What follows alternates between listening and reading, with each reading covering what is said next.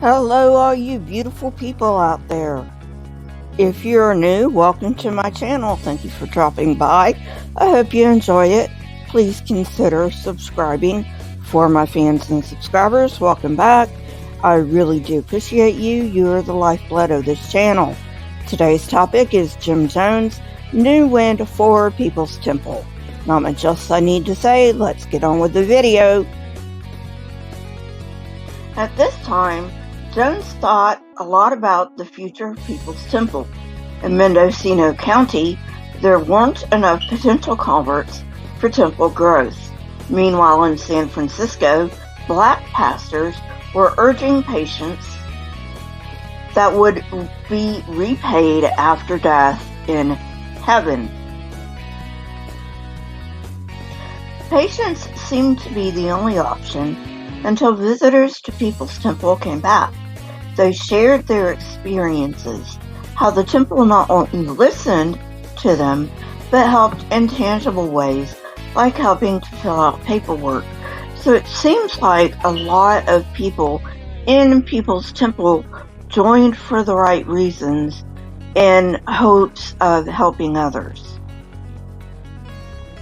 It wasn't just a few minutes after Sunday services either. Members wrote letters or made phone calls on their behalf and even drove hundreds of miles to come to appointments with them. More blacks would make their way to Redwood Valley on Sundays. Although a few dismissed the temple because Jim badmouthed the Bible, many more were drawn because the church helped with secular needs. Some even chose to move to Mendocino to join the church, and settled members helped them find jobs and housing. The temple had members in county social services who were trained to give practical help, and although Jones had not planned this, he certainly did take advantage of it. The influx of blacks into the community upset Ukiah residents, but never fear, Jones took advantage of this too.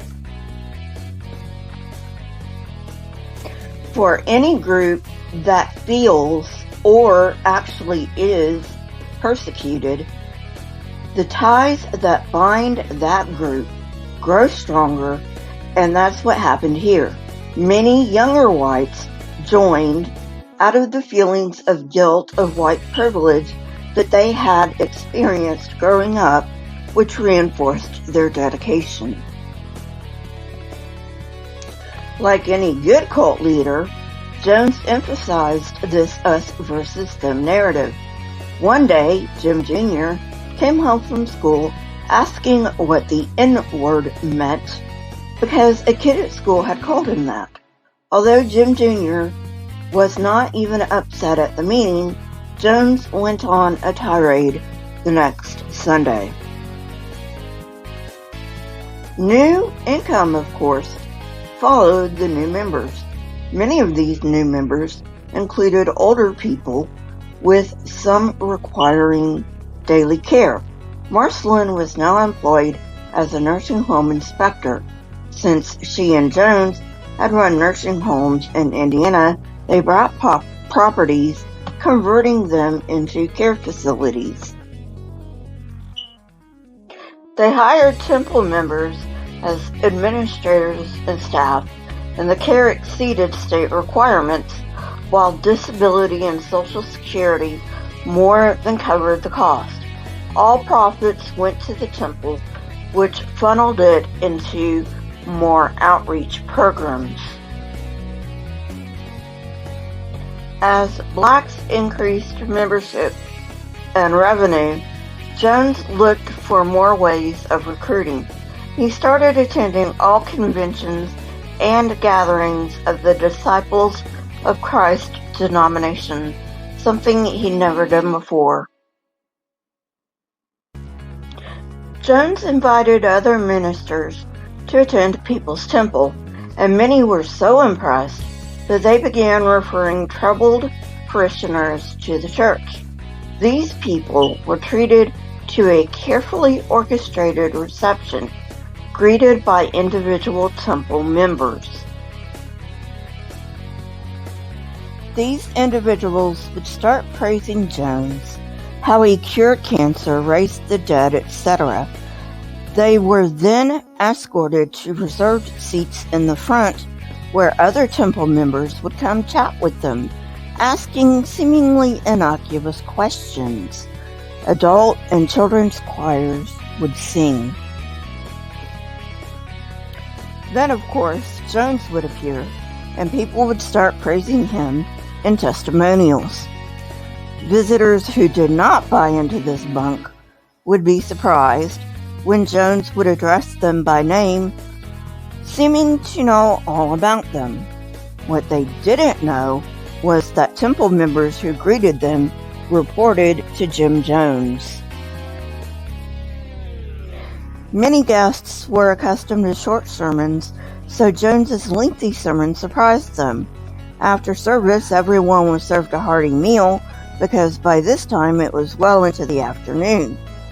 Members would eat with them, asking what they thought of the service. And of course, some of them thought little of Jones's put-down of the Bible.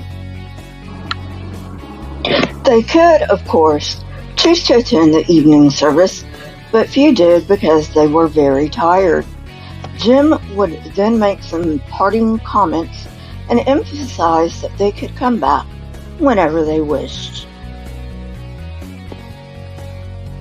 Some visitors had made it very clear that the temple was not for them, but those who showed even a little interest received calls and letters inviting them back. At this point, Jim did not care about ideological compatibility. He just wanted to boost numbers because his move from Indiana had depleted the numbers.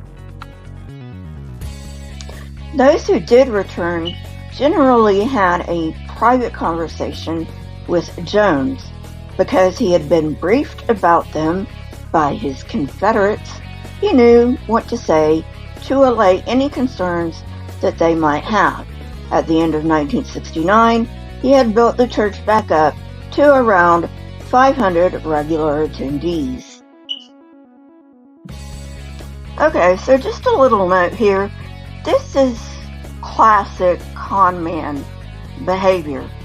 They will cast a wide net, and if you are clearly not interested, they will not spend any more time on you because they know you're not interested.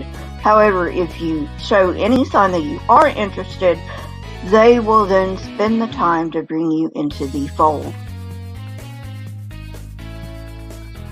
For a while, Jones felt comfortable enough to let some people leave.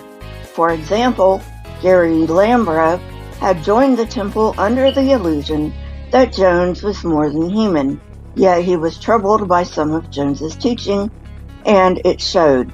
This sparked a cycle of leaving and returning. I actually think that's a good place to stop because, well, it's a cliffhanger. If you like this kind of content, hit the like button, press the subscribe button, and if you want to know when I come out with new content, hit the bell next to the subscribe button. All social media links are in the description, including my email if you want to get hold of me. If you would like to join this channel, please press the join button. This will go a long way in improving the channel, and also you get cool emojis and a cool badge next to your name and some locked content.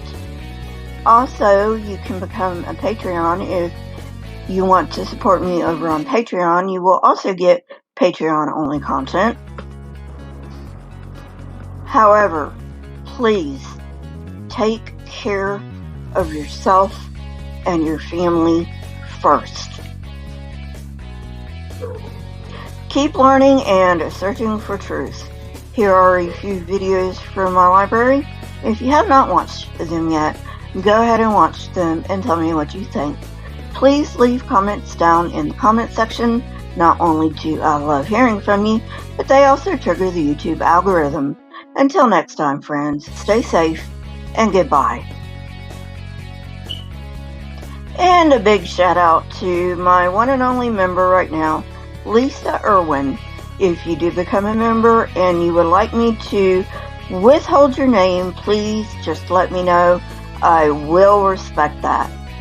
Thank you, Lisa.